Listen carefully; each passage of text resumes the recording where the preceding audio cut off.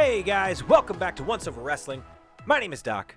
This is my wife Kaz, and we're back to give you a once-over of 205 Live in NXT. Before we do that, if you guys could hit that subscribe button, hit the like button on the video, and notification button lets you know when we upload new videos. And you can hit the share button and share it with your friends. That'd be great. All right, Kaza. Yarp. Let's talk about 205 Live. Let's do it. Joanna? Jana. All right, let's do it. 205 Live 205 Live starts with a tag team match.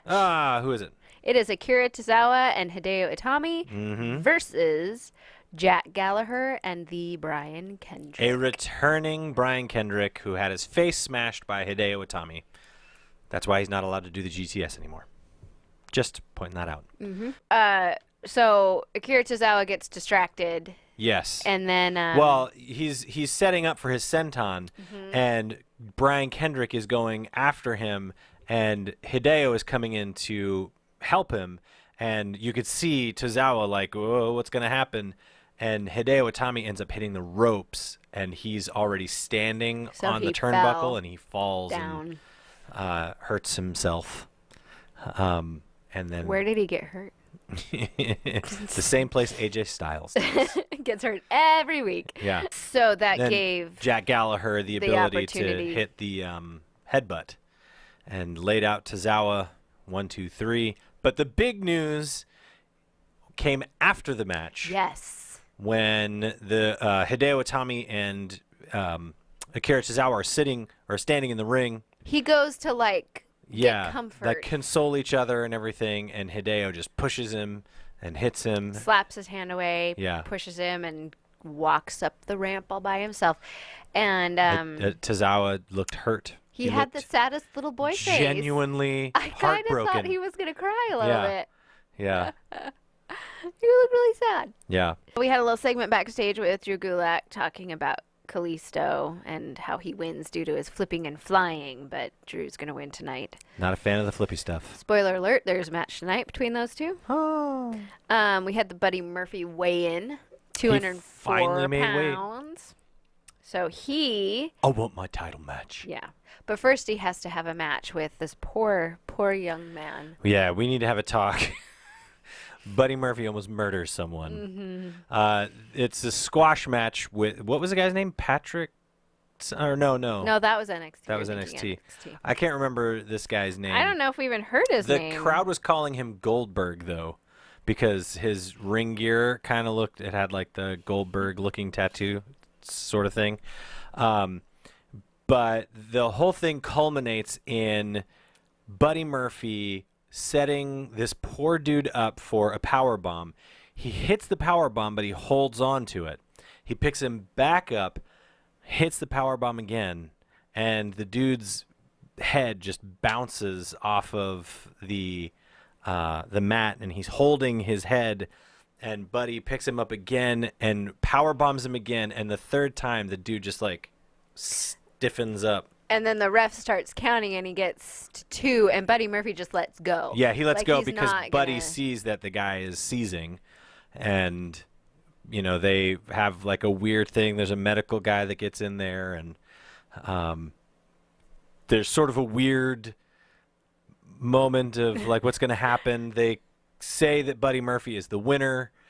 Nigel McGuinness is trying to set everything right and saying that he couldn't defend himself, so they had to call the match. So Buddy backs up the ramp, and who comes out? Cedric Alexander comes out, and they mix it up at the top of the ramp. The coolest thing about this whole thing, because the poor guy got knocked unconscious, but the crowd gives him a "thank you, jobber" chant, which I thought was How nice. often do jobbers get chant? Yeah. I know. That's so that was sweet. all right. I mean, you think he really, do you think he was okay? Yeah, he was okay. I mean, it happens to guys in the UFC all the time where they get knocked, or in boxing too, where they get knocked out, and as they fall, they hit the back of their head on the canvas. And it's not the place you want to hit your head. They seize, and they're fine afterwards. Well, fine. Just slight brain damage. Yeah. No big deal. Next, we have a Kalisto and Lucha House Party selfie video. Ah, man, I hate these selfie videos. I know. It's Kalisto versus Drew Gulak. Yeah. It was fine. It started off a little slow for me. Yeah, but I mean, Drew has that style. And it was like submission hold after submission hold after submission hold. Yeah, then stretch.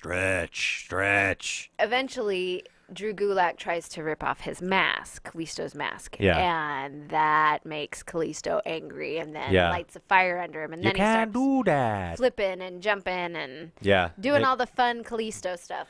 Yeah, and the match, the energy picked up after that. Yeah. But Drew Gulak is able to grab him in the middle of all of this and hit him with the Gulak. Yeah. And The dragon sleeper hold. And yeah, Kalisto taps out. They got a "This is awesome" chant. They did. I mean, it ended up being a pretty entertaining match. Yeah, so. once Kalisto started doing Kalisto stuff. Kalisto's going to do what Kalisto's going to do. How many pancakes are you going to give this one? 3.5. I was going to give it 3. I think it's right in the middle, right? Yeah. Average. That's what Not bad, not great. an average episode of 205 Live looks like. Yeah. NXT. Is next. NXT. Starts off with the Undisputed Era talking about themselves. So good. These guys are money. Yes, they talk about themselves for a while, and then we have a match with Kairi Sane versus Shazza. Shazza. Kaza. They're best friends. It was pretty short. It was Kairi Sane Beats her. quickly.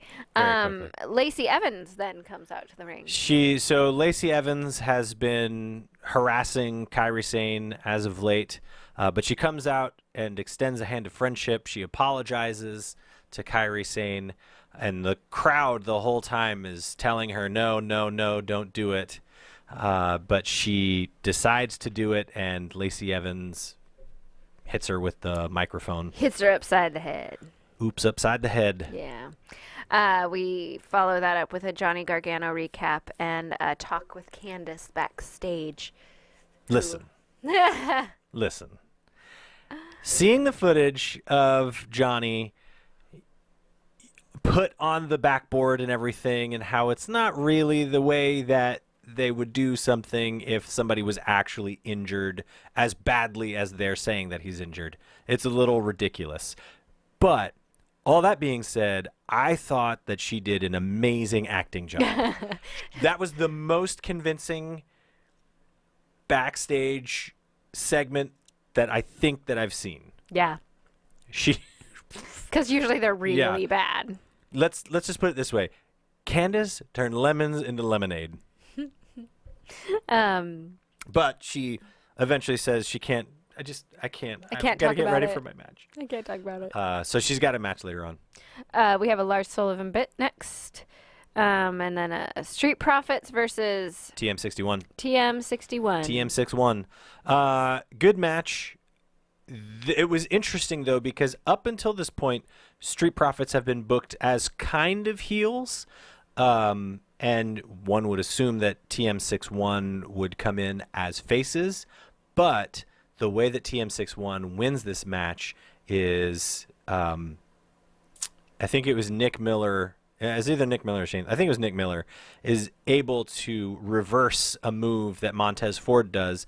He pins him and he puts his legs up on the middle rope, and Shane Thorne holds his feet onto the rope, but the ref doesn't see it. So they actually win by cheating.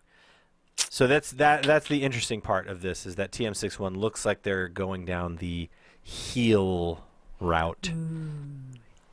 So Cool. War Raiders video package next week. yeah, so it's War Raiders and Heavy Machinery.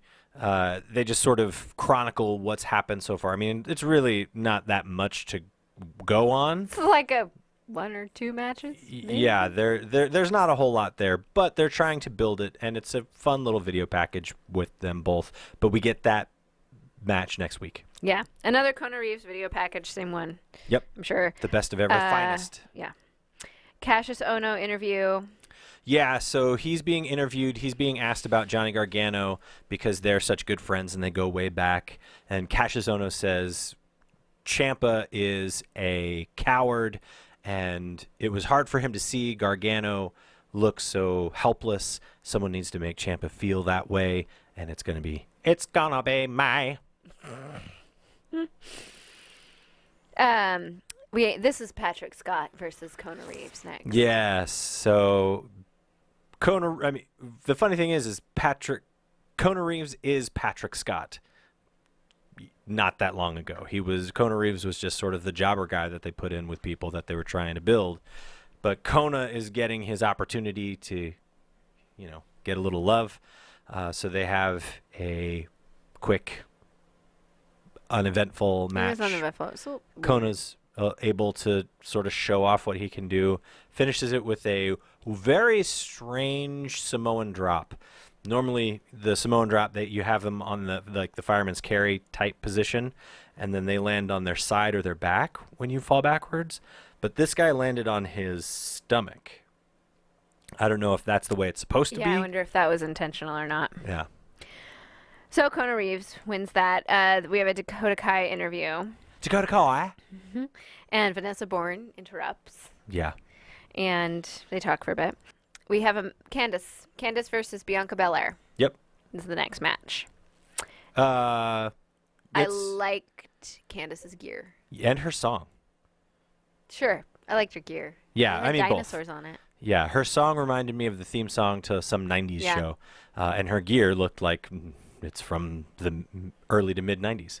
But it's a good match.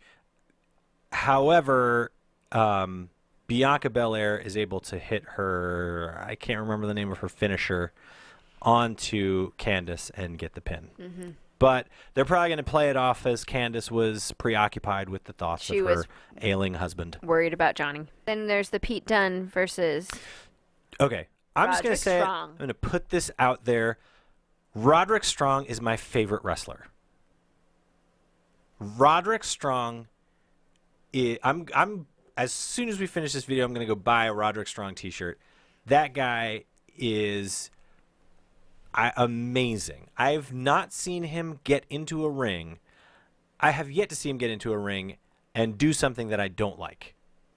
I've liked everything that he's ever done. And including tonight. Yes. There's not a but to this statement. Okay. No, him and Pete Dunne it was like a really mean, it was sort of a blood feud sort of thing because Roddy betrayed Pete, and like at one point Pete like grabbed Roddy's nose, and Roddy's just like, ah! It was great. I mean, the whole thing from top to bottom, beginning to end, great match. Roderick Strong is the man. Pete Dunne is able to hit the bitter end onto Roddy. He goes for the pin. Kyle O'Reilly and Adam Cole come in to make the stop. They ring the bell because if it's a disqualification, but they start beating up Pete Dunne. And then Danny Burch and Oney Lorcan come out to make the save on for Pete Dunne, and they start beating up the Undisputed Era. And that's where it ends. And that is NXT? Yep.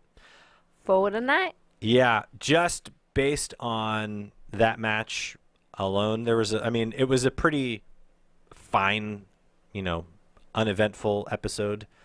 I would probably give it 3 pancakes, but with that match, I'm giving it 4 and syrup. Ooh, wow. Yeah. See, I missed that match. Yeah. So I was going to give it like 2.5 pancakes. Yeah. Without that match, it's probably a 2.5 pancake show. Yeah. So I get it. So there you go. That's your once over of 205 Live and NXT. Thanks for joining us. We will be back with our Friday 4, if this one can figure out what her 2 favorite things are. My 2 favorite things are. But yeah, so keep an eye out for that. Thanks again, unless you have anything else. All right, we will see you next time, guys.